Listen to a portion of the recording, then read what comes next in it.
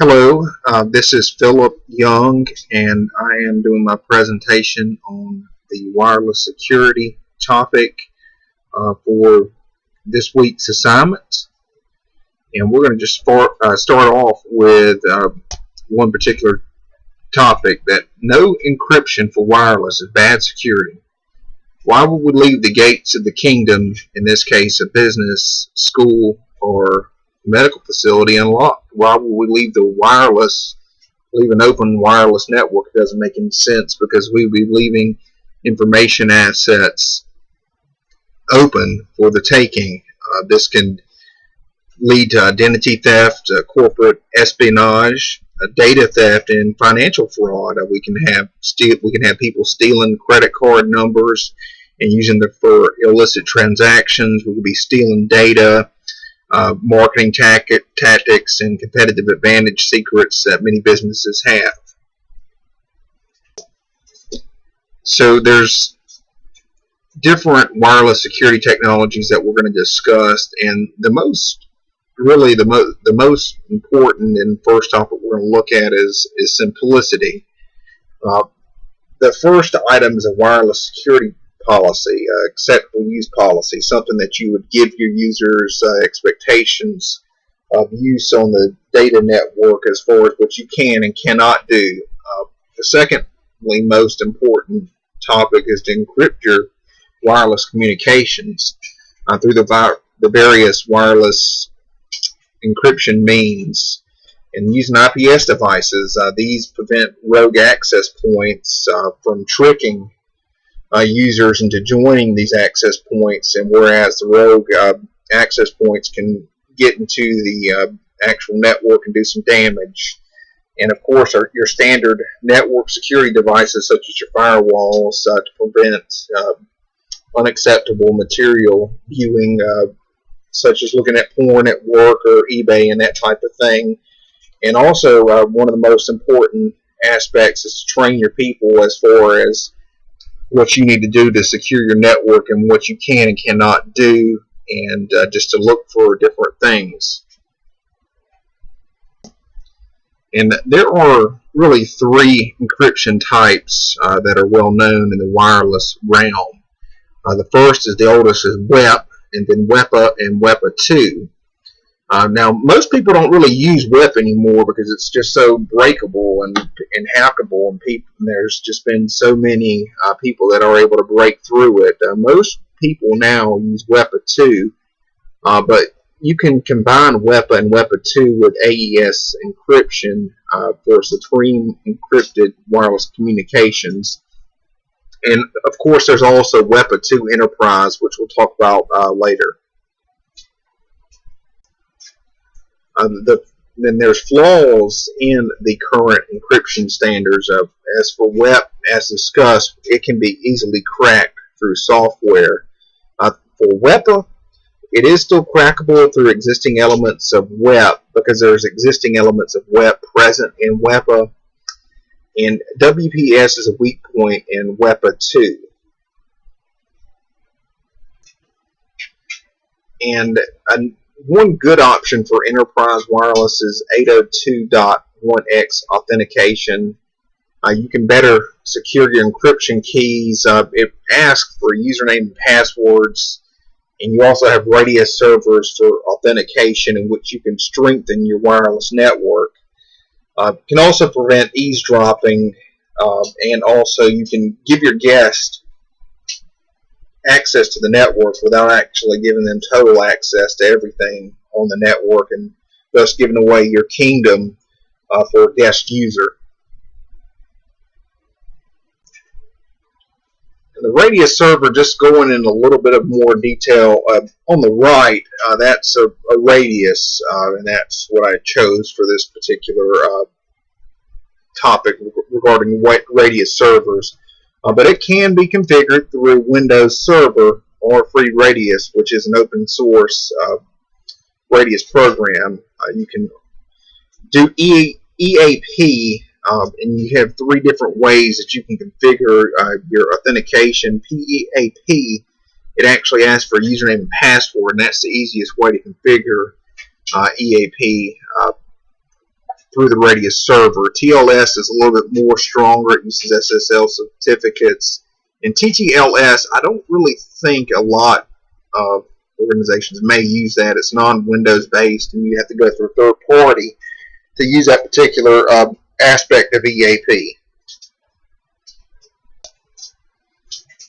And what you can do with Radius Server is you can configure your access points. It basically depends on your current system specifications as far as your server, as far as how you set up those access points to be configured through Radius. And the big question is, you know, WEPA 2 is the most current standard that we have. I wasn't able to find any different standards or newer standards. WEPA 2 PSK, that will be with the AES security. It is hackable by grabbing the password during authentication. They can somehow, during this handshake process, grab it, and at that point they can attempt to access the network. As far as WEPA 2 Enterprise, you can possibly use rogue access points to get into the network that way. That's really the only one I found for WEPA 2 Enterprise. And the bottom items, that really is more for WEPA 2 as far as brute force. You sit there and try to enter the password for however long it takes you to do it. As far as a temporary backdoor, whenever the WEPA 2, it has to refresh the certificate. There's a temporary backdoor created in which it can be exploited, and they can also hack WEPA 2 through MAC address spoofing. Now for the campus diagram, I basically just did a simple setup here, and this would be kind of like a library setup. As you can see, the internet is at the top of the diagram, and the firewall sits there, and the Radius server basically authenticates these access points, these 3 access points that you see there. And the library servers, once authenticated, the access points can access library services as well as the internet.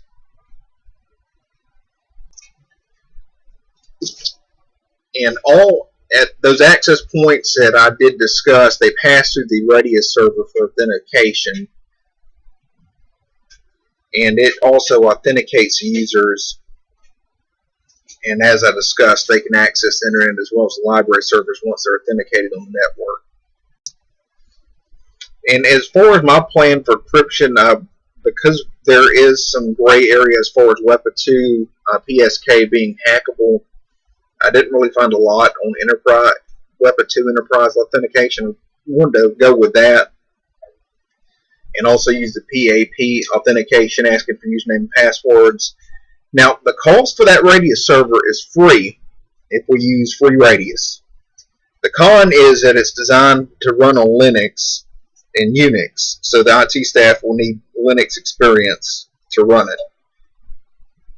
And if you're going to be buying a non-Linux server, or you want to pay out of pocket for something that's really nice, there's a Juniper SBRLX Radius server for $4,800, and I included a screenshot that I had found for that.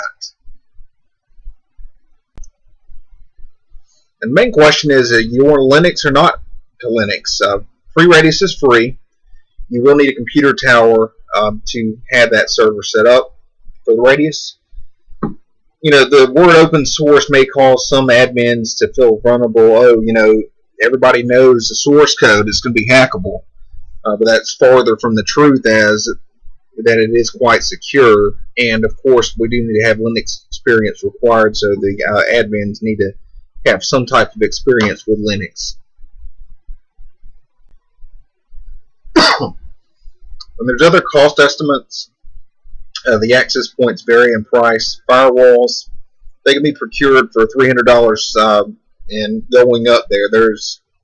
Can be vastly expensive. Licenses, of course, are excluded from this cost. Users can bring their own device or use the library computers or campus computers. And the IPS systems that prevent rogue access points, ones I found, they range from $300 on up. And so why would I choose WEPA Enterprise? Well, it's way more secure than the standard. There's an extra layer of security, and we can authenticate users and also provide guest access without giving away the kingdom. For the second diagram, it's similar to the campus. I've added some additional servers to reflect what would be an organization. You would have your company servers, your sales service, and claims, and you would have your IT servers there, and you would have access points. I put fewer here because, I mean, really in a company, if it's like a standard company, they're going to be using Ethernet. They may have some wireless, but not much. But the access points they do feed through the Radius servers, which authenticate users. Once authenticated, they are able to access the internet, and the servers, of course, firewall does monitor outbound traffic and inbound traffic.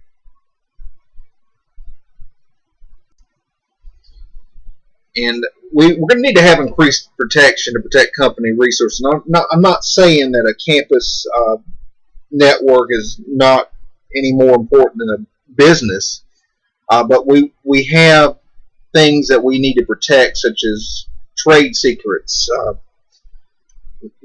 customer information. It's similar to a campus, but we need to be more stringent on how we're going to protect it.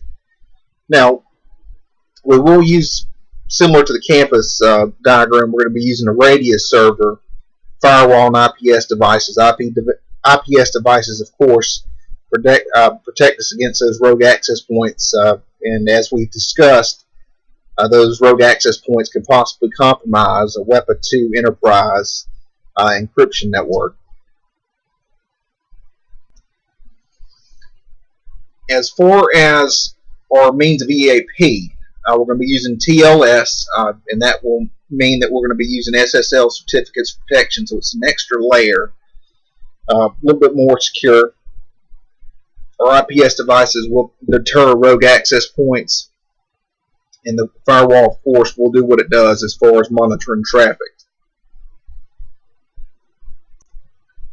And cost estimates, most likely an organization, I honestly don't know of many that are strictly on a Linux platform.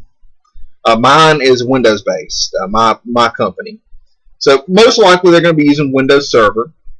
The plus to that is Radius Server. You can use that within Windows Server.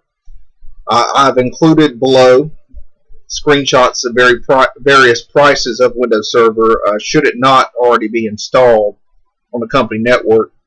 Now you see it ranges from about $500 all the way up to about $3,200 if it's a data center. A data center is the most expensive one, obviously, as far as procuring Windows Server, and this is for 2012 Windows Server. And the IPS devices and the firewall, like I discussed earlier, they're going to be ranged about $300, and they can go on up. I mean, as expensive as you can imagine, there is a network device that costs that much. But the one I recommend for maybe a small, medium business, kind of large business, is a Barracuda firewall. And I'm including the screenshot of one I found, a Barracuda WebFilter 310 security appliance. It's about $1,800, but Barracuda is a pretty good company as far as firewalls.